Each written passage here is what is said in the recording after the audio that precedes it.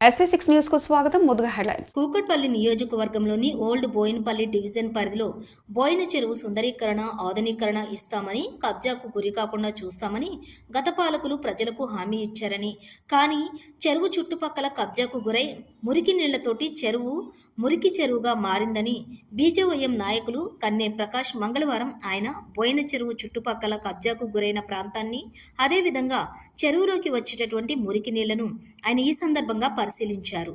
ఆయన మీడియాతో మాట్లాడుతూ చెరువును సుందరీకరణ చేస్తామని, మురుగునీళ్లు కూడా చెరువు లోపలికి రాకుండా ప్రత్యామ్నాయ మార్గంలో మురుగునీటిని బయటికి పంపిస్తామని గత పాలకులు, ప్రజాప్రతినిధులు ప్రజలకు హామీ ఇచ్చారని, కానీ ఇప్పుడు అది కబ్జాకు గురై మురుగునీళ్లతోటి మురుగునీళ్లకు నిలయంగా మారిందని ఆయన ఆవేదన వ్యక్తం చేశారు. కంటోన్మెంట్ నియోజకవర్గం కూకటిపల్లి ప్రాంతాల్లో నివసించే కాంగ్రెస్ నాయకులు నిద్రపోతున్నారని, బోయినపల్లిలోని చెరువును సందర్శించి పలు విషయాలను వెల్లడించారని, ముఖ్యంగా గత పాలకులకే చెరువు కబ్జాకు గురి చేస్తున్నారని, అమ్ముకున్నారని, భూ వ్యాపారం నిర్వహిస్తున్నారని, దాని పేరు మీద నిధులు కూడా స్వాహా చేశారని, పైగా మురుగునీళ్లు ఉన్నాయని వివరించారు. తాము ఆందోళన చేసినప్పటికీ అధికారులు నిమ్మకు నీరెత్తినట్లుగా వ్యవహరిస్తున్నారని అన్నారు. కేవలం మేడ్చల్, మల్కాజ్గిరి ప్రాంతాల్లోనే కాంగ్రెస్ నాయకులు న్యాయ పోరాటాలు చేస్తున్నారని, కూకట్పల్లి నియోజకవర్గంలో నిద్రపోతున్నారని విమర్శించారు. ఈ చెరువును కూడా కాంగ్రెస్ నాయకులు ముందుకు వచ్చి పోరాటాలతో సంరక్షించాలని డిమాండ్ చేశారు. జై శ్రీరామ్ అందరికీ. ఓన్లీ మల్కాజ్గిరిలోనే గవర్నమెంట్ అధికారులు ఉన్నారా? తెలంగాణలో లేరా గవర్నమెంట్ అధికారులు? అంటే గవర్నమెంట్ అధికారులు కావాల్సుకొని ఒక్కళ్ళనే టార్గెట్ చేయడం జరుగుతుందా ఈ తెలంగాణలో? బీఆర్ఎస్లో మాజీ మినిస్టర్లు 17 మంది ఉండే, మరి ఆ 17 మందిని నేను ఎందుకు టార్గెట్ చేస్తలేరని అడుగుతున్నా ఈ గవర్నమెంట్ని. ఈ గవర్నమెంట్కి ఏదైతే మల్కాజ్గిరిలో జరుగుతుందో, మేడ్చల్లో జరుగుతుందో గవర్నమెంట్ అధికారులకి వాళ్ళకి మరి వాళ్ళు ఎందుకు పనిచేస్తలేరని అడుగుతున్నా. ఈ బోయినపల్లి చెరువు పైన కొన్ని కోట్లు ఖర్చు పెట్టడం జరిగింది. ఈ బీఆర్ఎస్ నాయకులైనా కానీ గవర్నమెంట్ అయినా కానీ కొన్ని కోట్లు ఖర్చు పెట్టడం జరిగింది. కానీ ప్రెజెంట్ ఇప్పుడు మళ్ళా డ్రైనేజ్ నీళ్ళు ఆ చెరువులకు వెళ్తున్నాయి. మొన్న 15 రోజుల కింద కొందరు కాంగ్రెస్ నాయకులు రావడం జరిగింది.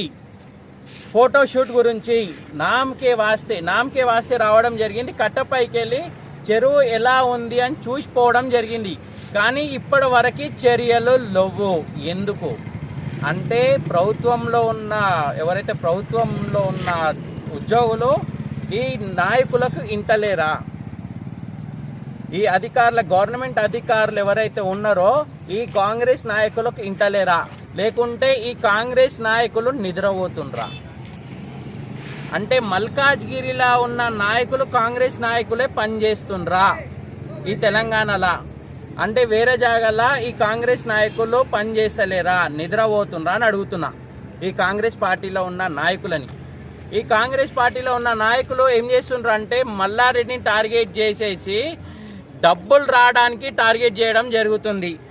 ఇప్పుడు ఏవైతే బఫర్ జోన్ల ల్యాండ్లు కనిపించేటప్పుడు మరి మిగతా చెరువుల పక్కన కడుతున్న జాగలు కనిపించట్లేదా? మరి ఆ జాగలు అమ్ముకోవడం జరిగింది బీఆర్ఎస్ నాయకులు. ఇగో చూడండి, గవర్నమెంట్ వాళ్ళు నోటీస్ పంపించడం జరిగింది బఫర్ జోన్లో జరుగుతున్న నిర్మాణాల పైన. మరి ఇప్పటి వరకు చర్యలు ఎందుకు తీసుకోలేదు? ఇక్కడ ఉన్న కాంగ్రెస్ పార్టీ నాయకుడు ఏమని చెప్పిండంటే నా హస్తం లేదు అని చెప్పడం జరిగింది. మరి నీ హస్తం లేదు అని చెప్పినప్పుడు మరి కూల్చాలి కదా, మరి అధికారులు తీసుకోవాలి కదా యాక్షన్. ఇక్కడ కాంగ్రెస్ పార్టీ హస్తం లేదన్నప్పుడు యాక్షన్ తీసుకోవాలి కదా. మీరు 10 రోజులు వచ్చి 15 రోజులు వచ్చి పోయినారేంది? కుమ్మకైనారా? మరి ఎమ్మెల్యే తోటి ఏమైనా మాట్లాడుకోవడం జరిగిందా? ఆ లావాదేవీలు ఏమైనా మాట్లాడుకోవడం జరిగిందా? మరి మీరు వచ్చినప్పుడు FTL ల్యాండ్ పైన బోర్డు పెట్టియడం జరగాలి కదా, గవర్నమెంట్ బోర్డు పెట్టియడం జరగాలి కదా. FTL ఏడు నుంచి 7 వరకు ఉందో సర్వే చేపించి తీపిచ్చి బోర్డు పెట్టాలి కదా, గవర్నమెంట్ బోర్డు. మరి ఎందుకు పెట్టలేరని అడుగుతున్నా. అక్కడనేమో మల్కాజ్గిరిలోనేమో కూల్చివేతలు, మరి మా బోయినపల్లిలోమో లావాదేవీల ముచ్చట. కాంగ్రెస్ వాళ్ళది లావాదేవీల ముచ్చట మాట్లాడుతున్నారు కాబట్టి కూల్చివేతలు జరుగుతలే. మా ఎమ్మెల్యే ఏం చేసిందంటే దీనిపైన డబ్బులు ఖర్చు పెట్టిండు కదా, ఆయన ఫామ్ హౌస్లోనేమో చూడండి, ఆయన ఫామ్ హౌస్లోనేమో చేపలు. విషయం ఇది కాదు. ఆయన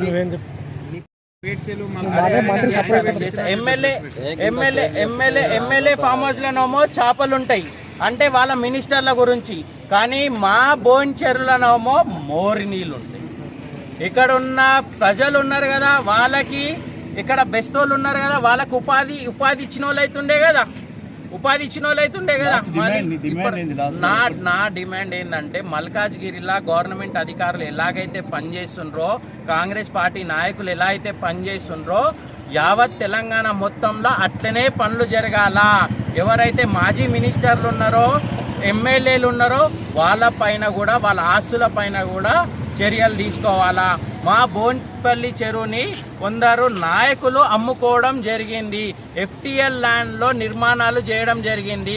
దాంట్లో నుంచి నేను ఈ బీఆర్ఎస్ నాయకుల ఇంటి పత్రాలు కూడా చూపిస్తాను నేను మీకు. ఈ బీఆర్ఎస్ నాయకుల ఇంటి పత్రాలు వాళ్ళు అమ్ముకున్నవి కూడా చూపిస్తున్నాను నేను మీకు. దయచేసి వాళ్ళపైన కూడా చర్యలు తీసుకోవాల్సిందిగా కోరుకుంటున్నా. దయచేసి, ఎందుకంటే బీఆర్ఎస్ నాయకులు అమ్ముకున్నారు కాబట్టి వాళ్ళ పైన చర్యలు తీసుకుంటే మొత్తం తెలంగాణ గౌరవంగా కాంగ్రెస్ పార్టీ నాయకులు వచ్చినందుకు మేలు జరిగింది.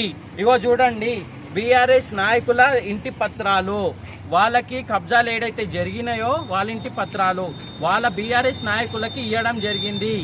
ఇవి బీఆర్ఎస్ నాయకుల ఇంటి పత్రాలతో సహా నేను చూపిస్తున్నా. మీరు ఏడన్నా కానీ చూపించుకోవచ్చు. ఆయన ఇంటి పత్రాలు ఉన్నాయా, ఆయన ఇల్లు ఉందా లేదా చూపించుకోవచ్చు. దయచేసి ఎలా అయితే గవర్నమెంట్ అధికారులు పనిచేస్తున్నారో, ఎట్లయితే మల్కాజ్గిరిలో పనిచేస్తున్నారో, దయచేసి మొత్తం తెలంగాణ పనిచేయండి. అట్లనే మా బోయినపల్లిలో గవర్నమెంట్ జాగాలు ఎక్కడెక్కడైతే ఉన్నాయో అక్కడ గవర్నమెంట్ బోర్డు పెట్టాల్సిందిగా కోరుకుంటున్నాను.